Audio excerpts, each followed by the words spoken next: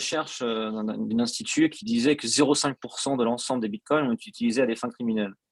C'est toujours pareil dans une révolution industrielle, c'est qu'on améliore, la société, on améliore comment le système fonctionne, et forcément ces outils, s'ils permettent de faire une révolution industrielle, c'est qu'ils sont utiles et utilisables par n'importe qui, ou pour un plus grand nombre de personnes. Et forcément, il y a des personnes qui sont mal intentionnées et qui vont utiliser le protocole de cette nouvelle technologie. Vu que le système va beaucoup plus vite, vu qu'il est accessible partout dans le monde, il y aura beaucoup plus de dérives. Après, dire que la blockchain est plus dangereuse au niveau de la criminalité que la finance traditionnelle, c'est complètement faux. Parce qu'il faut savoir en fait, qu'à l'heure actuelle, la blockchain, vous pouvez voir toutes les transactions qui sont en cours. Vous pouvez en fait analyser l'ensemble des transactions en temps réel. Dans la finance traditionnelle ou dans la criminalité traditionnelle, aller tracer le cash, c'est impossible. J'ai été dans les années 2011-2010 dans le Bitcoin, je suis tombé dans Mt. Gox au Japon, qui est la banque qui s'est fait hacker. Ils ont retrouvé la personne qui a fait le hack. Ils savent où sont les bitcoins, ils ont size les bitcoins. Donc, tout est possible, ça prend du temps. Il faut savoir que la blockchain, l'ensemble des transactions sont transparentes. Donc, ce qui fait que vous pouvez arriver d'un moyen ou d'un autre, avec des outils plus ou moins sophistiqués, arriver à tracer le parcours d'une transaction, d'un asset.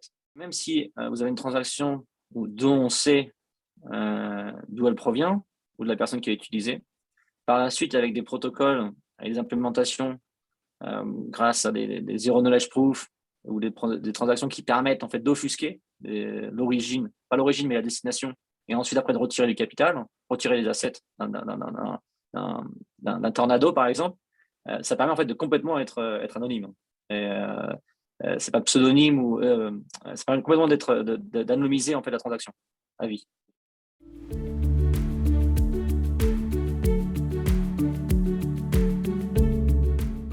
Je pense que le délit initial est très compliqué à gérer dans la finance décentralisée. Ce qu'on peut voir, par exemple, un des gros exemples, c'est Coinbase. Coinbase qui maintenant sont listés, mais en 2017, pendant le ICO, les ICO boom et tous les différents projets qui sortaient, et en fait, Coinbase en fait listait des assets, donc des assets de projets, et il est apparu que certaines personnes dans la société prenaient des positions en amont, avant l'annonce d'un asset qui soit listé sur l'exchange. Et donc, ils ont fait pas mal de travail là-dessus pour essayer de limiter les accès aux personnes qui travaillent dans la boîte et qui ont connaissance d'informations qui leur permettent de prendre des positions plutôt intéressantes sur le marché. Mais ça s'est répété dans le futur. Et à l'heure actuelle, il y a beaucoup de personnes qui ont accès à ces informations-là et qui permettent en fait de prendre des positions sur les marchés. Parce qu'en fait, la finance DeFi, c'est une finance décentralisée. Et donc, en fait, il est très, très simple de prendre même si on signe un document pour dire qu'on n'a pas le droit de faire certains échanges ou prise de position sur les marchés, c'est très compliqué en fait d'aller réguler ce type d'action. Puisque dans la finance traditionnelle, ce qu'il faudrait en fait, c'est signer. Donc, vous signez en fait un contrat. Par exemple, vous êtes chez un hedge fund, un broker ou une société financière, donc comme une banque.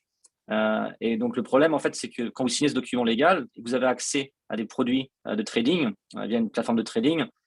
Cette plateforme-là, en fait, vous enregistre. Et donc, en fait, vous êtes KYC, AML, tout choses comme ça. Donc, c'est pratiquement impossible de prendre des positions quand vous êtes dans la finance traditionnelle parce que sinon, vous pouvez être légalement poursuivi. Dans la finance décentralisée, il suffit juste d'ouvrir un wallet, de déposer des ETH à l'intérieur et de pouvoir aller prendre des positions, même si vous travaillez pour une boîte quelconque.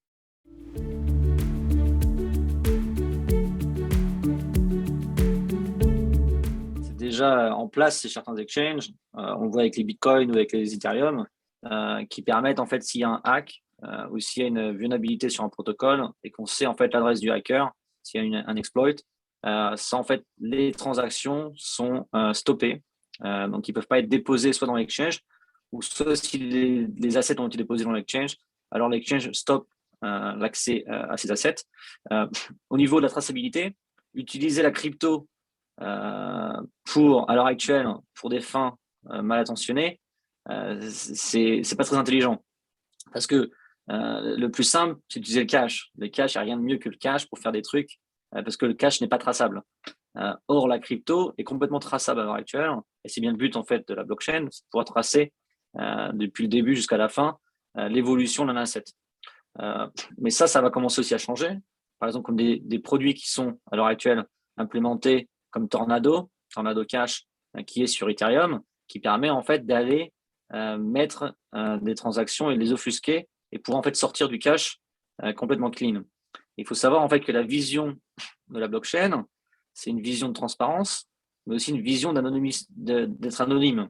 C'est-à-dire qu'en fait, le but, c'est que les transactions qui vont évoluer sur la blockchain sont complètement privées et anonymes. C'est-à-dire qu'en fait, vous pourriez complètement faire des transactions sans pour autant que quelqu'un vous arrive à vous tracer.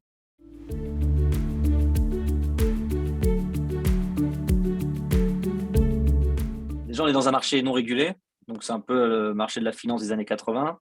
Le marché commence à se réguler un petit peu, mais dans une finance décentralisée, pour réguler un marché qui est décentralisé et qui est accessible par tous, c'est extrêmement compliqué. Donc des sociétés un peu comme Coinbase maintenant qui sont listées sur la finance traditionnelle, à l'intérieur de la société, je pense qu'il y a des contrats, des agreements qui sont en place, mais est-ce que ces personnes-là les respectent vraiment? De l'autre côté, c'est une autre question.